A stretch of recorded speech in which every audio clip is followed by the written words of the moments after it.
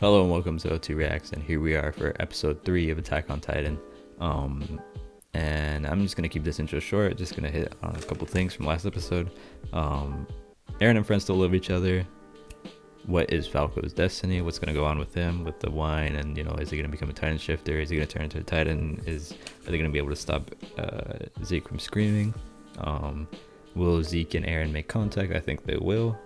Uh, um, what Yelena's creepy as hell is she possibly, is there a chance, a small possibility that she has some weird motive or something? I don't know, or is it just general disdain for Armin and friends? And will the Marleys win this fight? I guess that's about it. That's all I really want to touch on. I don't want to leave a long intro like I did last episode. So let's just get right into it. Oh shit, right into the intro, okay. I feel like in an anime, whenever the intro starts, like immediately, if it starts immediately or if it just doesn't play at all, that's when like shit's gonna go down. Also, another thing on Eren's, love and care for his friends. I mean, there's just too many scenes. Like, even going back to season 1, like episode 5 or 6, when Eren saves Armin and like out of Armin, when Armin was about to get eaten by the Titan and he just grabs him out of there. That was a crazy scene, but like we obviously see that Eren kind of cares for Armin more than he cares about his own, well-being.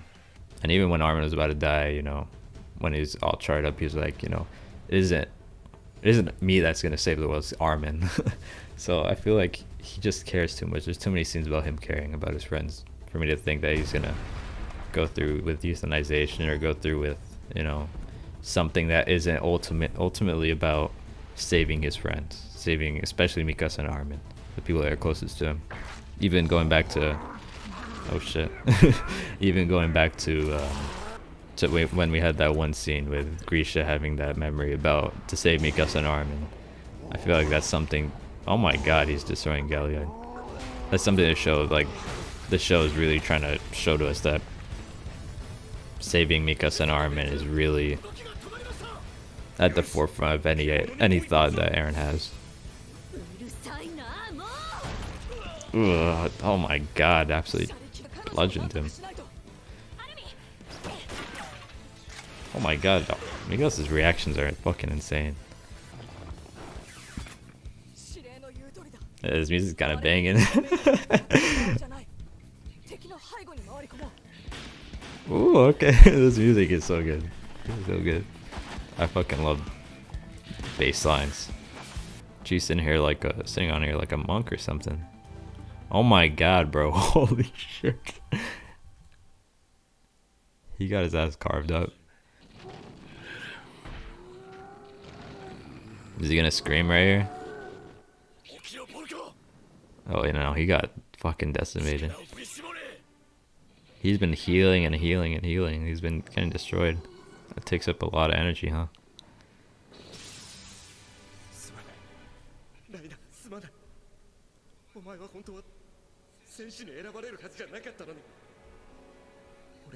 No, he gave him that, kind of gave him that memory.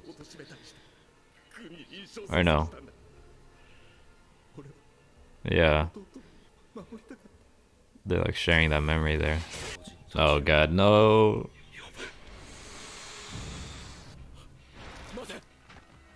He knows. Falco.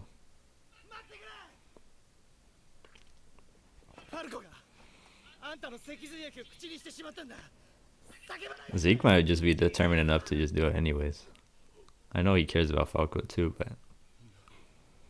And obviously Reiner's against it. See, Reiner's hearing this too. This is where I'm thinking of the whole Reiner or him inheriting Reiner's turn.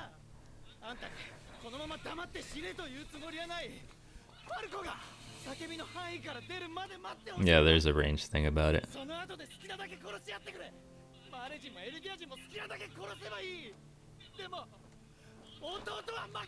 I like how everyone just stops for this. It makes sense though. They all three Titans here have stock in Falco. They all know he's a good kid. For one's brother, yeah.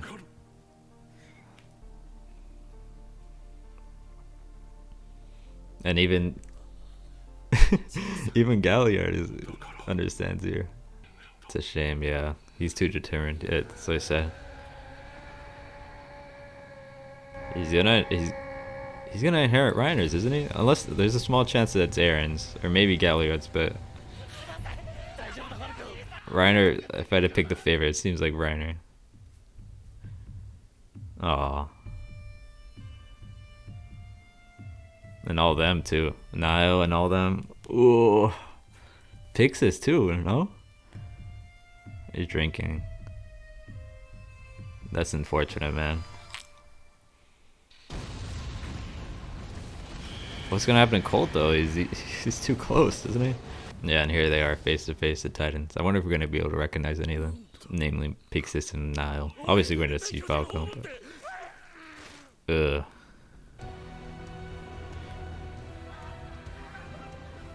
That guy looks familiar. I feel like we're supposed to know who that is. Ew. Oh, is that Falco? Get him, Falco? Oh, yeah, I forgot he can control them. No shit. I didn't take that into consideration. I'm dumb. So he's gonna literally have him eat Reiner. Is that Colt? No, bro. That just sucks, man. Colt was a good guy. I mean, that's kind of his own fault, but obviously you understand why he would want to be with his brother. I feel like Reiner would...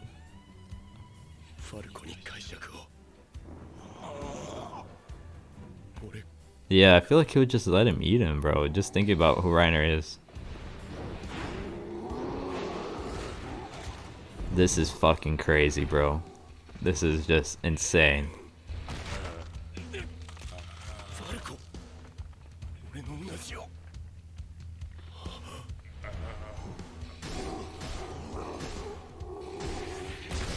Ooh.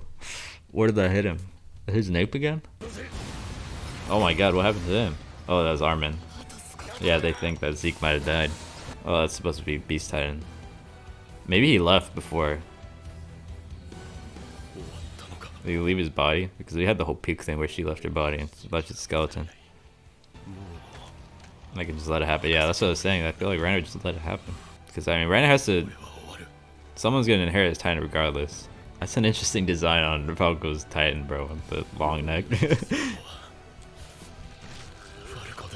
Oh, he's going to let him... Oh!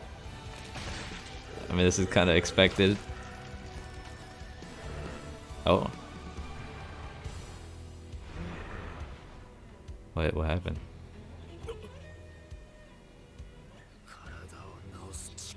Oh, Galliard. Oh, he's gonna give up to Galliard. Okay, there's a chance this would happen too.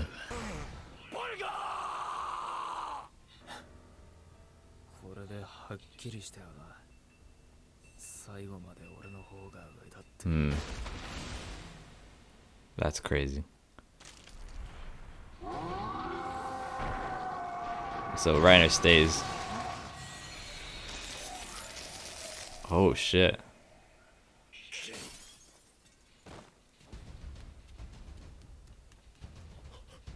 This whole episode's fucking crazy. This episode's crazy.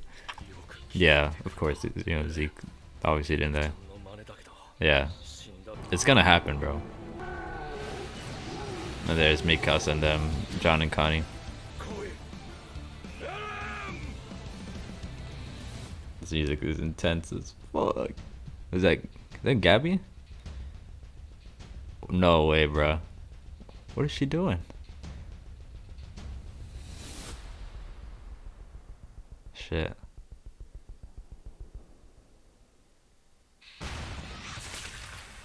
What the fuck?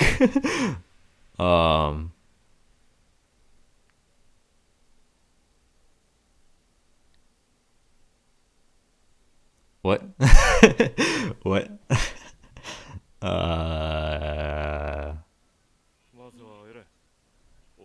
Aaron's head's just... Nah, bro. Wait, what are we gonna hear here then? That's any different? Didn't we hear this conversation? Are we gonna have some insight on what Aaron thinks about this? I'm still kind of in shock of what just happened. I'm trying to think a way to rationalize him living past that. Or are we just getting a flashback? Did Aaron, did Aaron transfer his consciousness to a different part of his body, like below his head and nape, so that he's still alive? Like pull the Reiner thing, because Reiner lived without a head too when he got his head blown off by the Thunder Spear. So I'm not completely against it. I guess Gabby shot him because she just saw Cole die. She just saw Falco turn into a Titan, and it's really, Zeke and Aaron's fault. See, we've already seen all this. Is it just supposed to remind us about it, or are they gonna add something to it? Is the baseball gonna turn into his head? Oh no, never mind. I thought they're gonna cut from that scene to that. I dropped it. I guess that's supposed to show that Aaron isn't completely in line with him. The birds. The birds. Always the birds. Just time's just completely frozen. This is kind of trippy. Oh my god. Okay, so I guess it's because... Okay, time stopped because they made contact. Okay, Grisha's sister, Armin, the family. Oh my god, I'm gonna have to rewatch this. There's so much going on.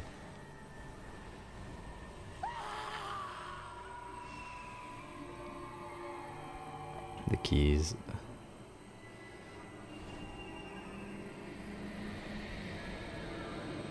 I guess Aaron was alive for like that split second with just his head. That he made it. And Zeke has been here. It seems like he's been waiting here. I talked about this. Yeah, he's been waiting for years to recover, wake up. Like I asked if there's like a portion of them stuck in this universe. He's chained though, as a part of the royal family. Was he automatically changed? Yeah, that is Ymir, obviously. Did she chain him? Or was he just auto-chained there? You could see how long he's been there with how long his nails are. Expanding intelligence whenever we seek the power of the Titans. Yeah, this is why I said I feel like she looked burdened. Like, I guess, are the chains supposed to like show the king's will? That changed them from being able to do anything?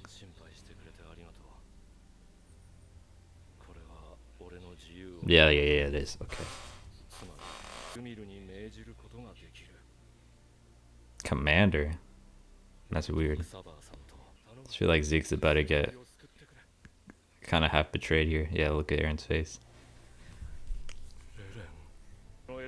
Man, Zeke's character is tragic, bro. This is just tragic. Why would he ever do that? Yeah.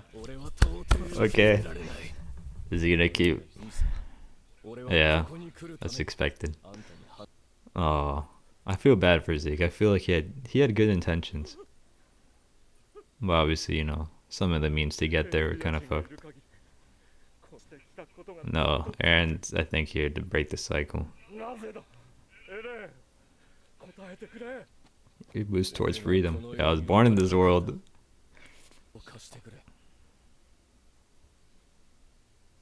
Is she moving towards Zeke, or... Yeah, I didn't think it'd be that simple to just command him. She gonna help him? Yeah, he spent a long time there. He was able to do something. I guess now because Aaron's there? Or was he trying to play him? Oh, Zeke was double playing him. So he was playing along with Aaron there too. Because he was never involved with the ideals. Founders a slave with no will of their own. Or her masters. So he still sees him as his brother. He still has care for Aaron. He still thinks he can, be turned around.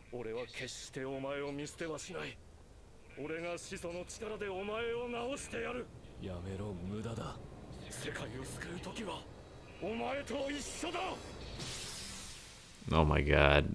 Oh my god. This is crazy. This is crazy. This is crazy. This is crazy. Alright, that was a wild, wild episode. Definitely the best episode of these first 3 episodes of the second half of season 4 here. Jeez. I think there's 2 major things here. There's the whole Falco Titan thing, and then there's the whole end scene in the Clay Paths universe, Ymir universe, plane, whatever you want to call it. I'm gonna touch on that first because that was the last thing that happened. There was the whole Eren crossing Zeke. You know, that was expected. You know, we knew that Eren was really, he wasn't gonna go about that euthanization plan. Everything going up to that, going up to this episode, we knew that, you know, he wasn't gonna do it. It was kind of obvious that. But what I wasn't expecting was Zeke to double cross him here. You know, I was calling Zeke like a tragic character. That was like, you know, he had, you know, true intentions to, you know, genuinely save the people of Eldia, you know, with any means necessary, of course. So, you know, you can call Zeke a dickhead, you know, whatever you want to. You can even call him evil, you know, because he did some pretty, you know, terrible things. But he did have true intentions of saving the Eldian people, and I was like, oh no, he's a tragic character, you know. Eren kind of backstabs him here, but unknown to us, you know, maybe some people had this figured out or anything like that. I don't know. But Zeke had a double cross in him. He was prepared in the situation that Eren, you know, wouldn't go along with the euthanization. And he was like, you know, I've spent so many years here that I've learned a thing or two, and he's figured out a way to renounce the vow of war, which I think kind of makes sense. You know, I don't think it's like some weird plot thing where they were like, oh, we have to figure out a way to get Zeke to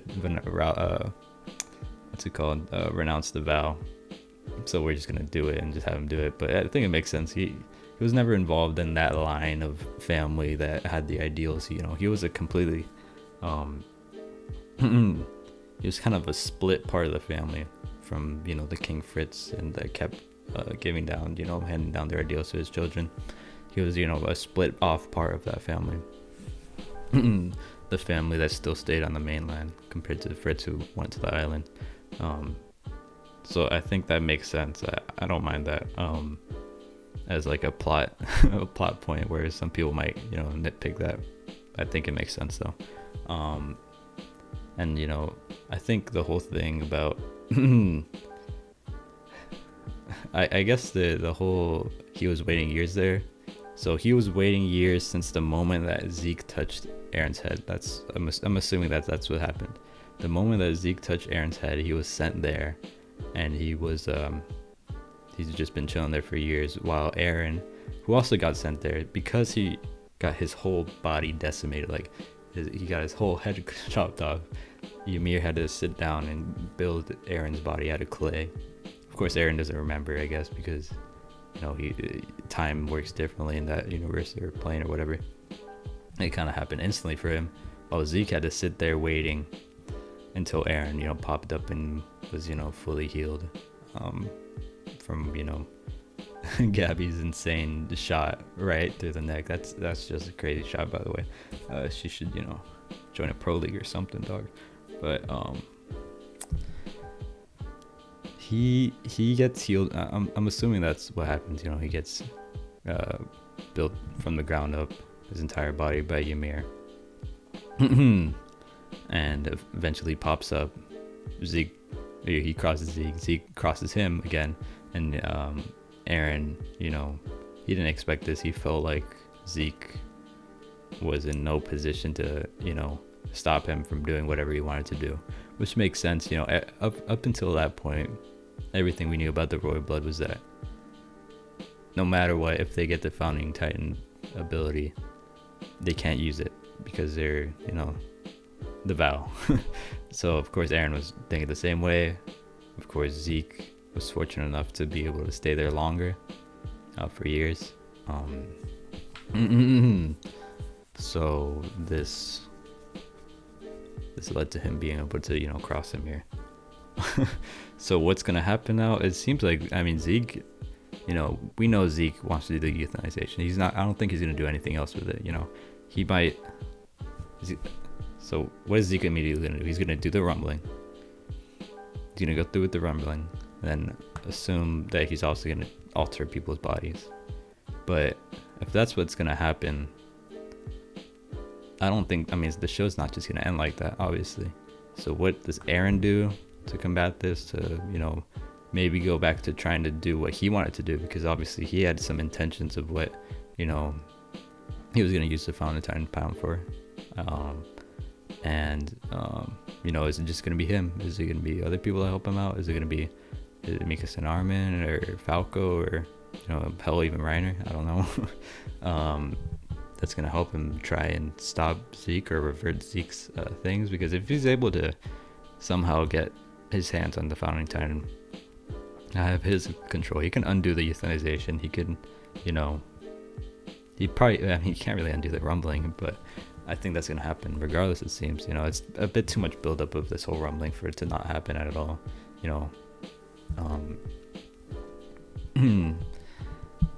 Yeah, and this also comes up in the discussion of what is Eren gonna do. I talked about this before, so I don't want to touch on it too much, but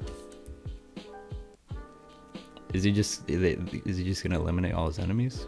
He said that multiple times. To live, you have to win, and to win, you have to fight. It's eat or eat, dog eat dog world or whatever. It's survival of the fittest. I'm here to eliminate my enemies. We've seen the rage in Eren in past times. We've seen, when he was talking to Reiner and Falco underneath the stage set in Marley, that I keep moving forward until I eliminate all my enemies. And then the important scene in the second episode of the second half of season 4, he was like, what Armin was having that flashback to Eren is like, pointing out to the sea is, we eliminate everyone past the sea, will we finally be free? So is Eren's thought process to do a full rumbling to eliminate everyone and just have a world where Eldians can live by themselves? It's a possibility.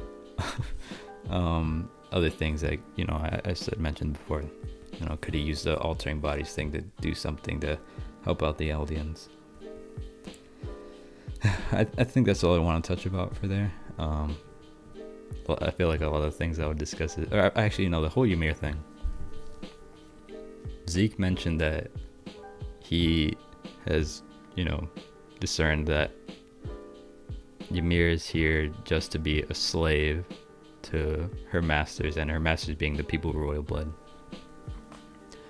And that's kind of an odd thing, because she's the originator. She's the first Titan. She's like the mother Titan of all. She's the mother of all the royal family, basically. She's the source of the royal family. If anything, you would imagine that she would be the head honcho. She would be, if anything, someone like Zeke would be, quote unquote slave to her, or just, beneath her. But here, and even the paths here, the place, it shows that she really does seem like a slave to the Founding Titan and to the royal blood. Which I mentioned this before, that I think I mentioned in the last reaction that she seemed very burdened, and I feel like they doubled down on that here. She's just left in this empty plane where it's just her, and she's a slave to any royal family or Founding Titan or whatever. And she has to continue molding people, and people with the power of the Titans.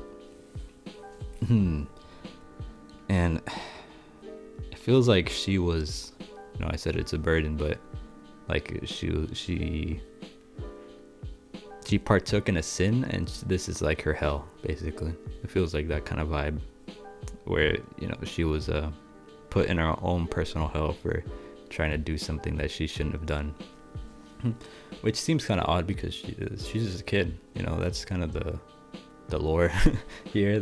And obviously, just look at her. she's a kid, you know, whatever sin she partook in, or, you know, there's a lot of imagery and, you know, discussion about history here in this universe about how she like basically ate, like, she made a pact with the devil of all earths, you know. And we see in like this, I think the season 2 ED, where she has like an apple or something, or so it's kind of like the whole thing about eating the forbidden fruit and, you know, like man's original sin.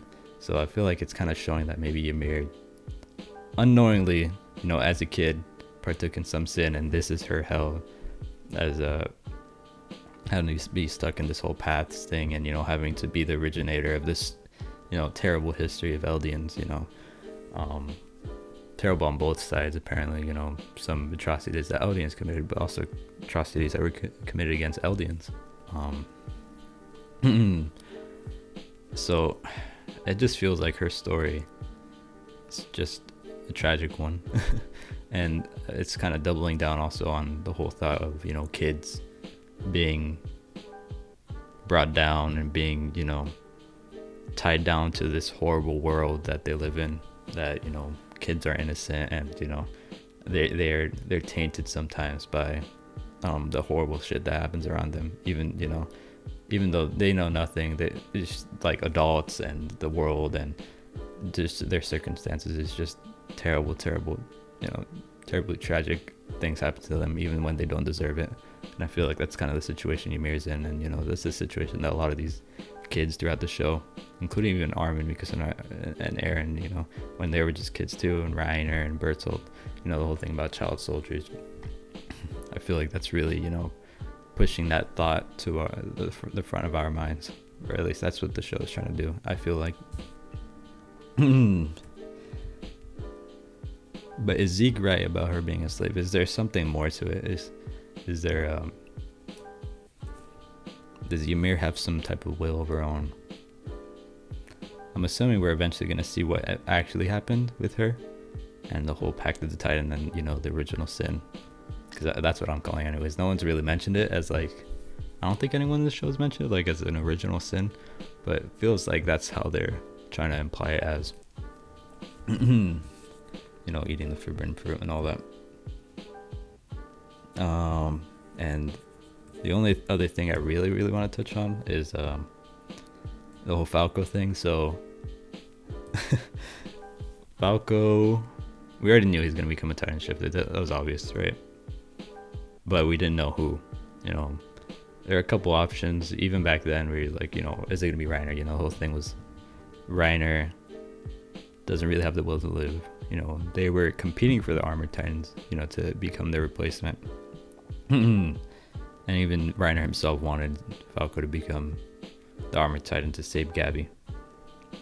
So, you know, my thought process into going into this episode was like, he's probably going to eat Reiner.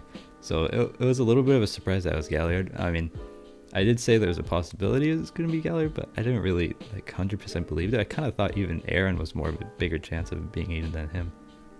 Maybe not in that mode, but eventually down the line. But it also makes sense because Galliard also isn't like a super, you know, in the forefront type of character. So he's kind of a character that's a bit more disposable. That can be, you know, that if he got eaten, you know, it wouldn't be a large, you know, it wouldn't alter the story too much. So in that sense, it makes sense. And we get to see a bit more Reiner, and I think part of it is also maybe the story, you know, the creator wants an even more proper ending for Reiner, because I thought maybe that would be his ending, like Reiner gets his final piece and he knows that Falco is safe. You know, of course he's buried into the 13 years or whatever of, you know, the curse of Ymir. But at least he knows he's a Titan shifter, he's safe, and that, you know, he's gonna ultimately protect Gabby no matter what. So I thought that was maybe gonna be his fitting ending. But it seems like the creator has something more in store for Reiner. You know, whether it's a plot thing or if it's just a character thing where he wants a certain ending for this character, Reiner. You know, is it going to be a Is he gonna have like a final discussion with Eren, a final sit down? Because they had a sit down already. But are they gonna have a final one? Because there are two characters that have been interlinked. Almost the whole show, Eren and Reiner. So is he gonna have like another sit down with them, another moment with him, or even like just even a moment, or is it gonna be a thing with Gabi and Falco? We'll see. It's definitely something, or is it gonna be a plot thing where Reiner does something plot wise? That could be important. He could be, because we also have Levi, and Levi is obviously not dead. He's obviously not just gonna die out. So he's someone that's could possibly become a Titan Shifter as well. So maybe Reiner is headed towards being eaten by Levi, or someone else being eaten by Levi. I don't know who. Could it be the Beast Titan, because Levi and Beast Titan have been tied together forever, but then that means Zeke's dying. I'm just trying to think of what, because I think Levi just has to become a Titan, right? He's so damaged, and I think Hanji is crazy enough and wild enough and willing to do anything, to save her comrade, that she would inject him or have him drink wine, or not drink wine anymore because they've already turned into the Titans, but inject him with something. Unless she thinks that he could be naturally healed, with their medicine. But even then, he wouldn't be able to contribute to the story if he's just some injured dude. Like, what is Levi gonna do if he's just some injured dude the rest of the story? So to me, plot-wise, it just doesn't make sense. So he has to turn into a Titan. Unless something about his death contributes to the plot, but I just don't think that's gonna happen. So yeah, that's just me throwing stuff out for the future episodes, because eventually Levi's gonna return to the story here. It could be as soon as next episode, or it could be a couple episodes. Don't know. Next episode might be the whole rumbling thing. Is there anything else? Gabi shooting Eren was a very shocking moment. It's kind of just a disbelief moment, like, holy shit, that really happened. But I mean, ultimately, I wasn't insanely freaked out, because I know it's Eren. He's not dead. They're gonna do the the founding Titan stuff. They're gonna make contact. So I wasn't crazy like, holy shit, they actually did that. But I know he was gonna make it. It was Eren. He's the main character. I don't know. I guess you could say, like, was that really just a plot device to allow Zeke to be in there longer than Eren, so that Zeke can figure out how to renounce the vow, so because ultimately it was, I guess the shot was unnecessary plot-wise, because if he's gonna make contact anyways, so it was more of a drama thing. But you could also say twist it as a plot device to have Zeke be able to be there longer than Eren, because Eren his body had to be rebuilt by Ymir. So Zeke had more time to figure out the vow, to break the vow. But I'm fine with it. It's not a big deal, assuming that's what it was. And also, it was also a character moment for Gabi, like in her rage, and her whole thing was that even back when they attacked Marley, that she wanted to kill Eren. She wanted to shoot him. She wanted to be the assassin that takes Eren out.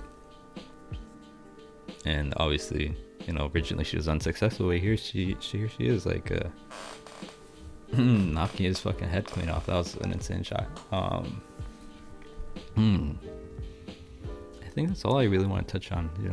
I don't want to spend too much longer, and I'll probably discuss anything that I missed on the intro of next episode. So be on the lookout for that. Check out my playlist for the show. Check out previous reactions. Check out my channel introduction. And that's about it, guys. All right, peace out.